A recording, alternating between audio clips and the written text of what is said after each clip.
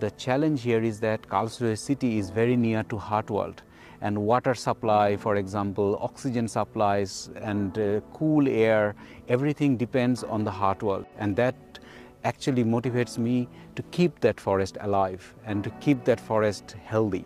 If we do not have a healthy forest, then we will not have a healthy city or healthy society.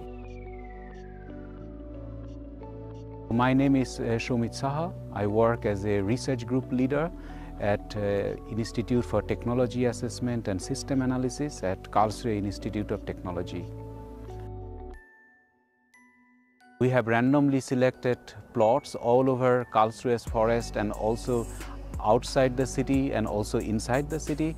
Here we are in a plot where we are measuring the trees, their height, their size, so that we can calculate the ecosystem services. We are measuring how many species are there, and we are also measuring ecological processes like photosynthesis. For example, how much CO2 a tree can sequestrate in a per unit time and per unit area. And also we are measuring how much CO2 is getting out of soil. So our ultimate goal is to quantify the potential of this area, whether the forest can be resilient to future or not. As we have found that 25% of the trees that we have surveyed have a bad health.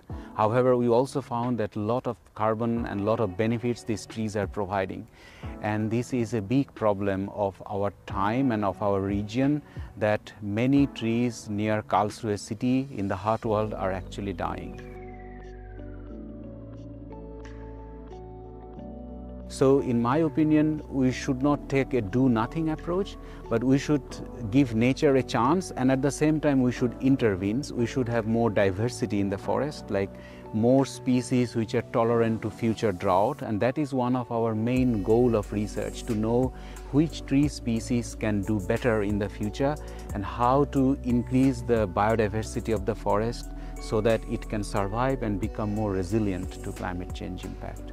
For example, the kings of Baden, they already introduced multiple tree species in 19th century. For example, Quercus rubra or Rot Eiche or red oak, they are doing quite well, but they may also have a problem in the future. So we need a balanced approach.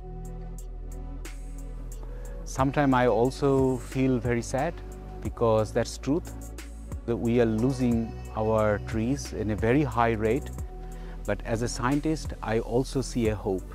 The hope is that we need to work together hand in hand with the nature. Solutions should not be created only based on science and engineering, but should be close to nature. For example, having right species at right place or promoting biodiversity. Then we can create a forest which is more resilient for the future.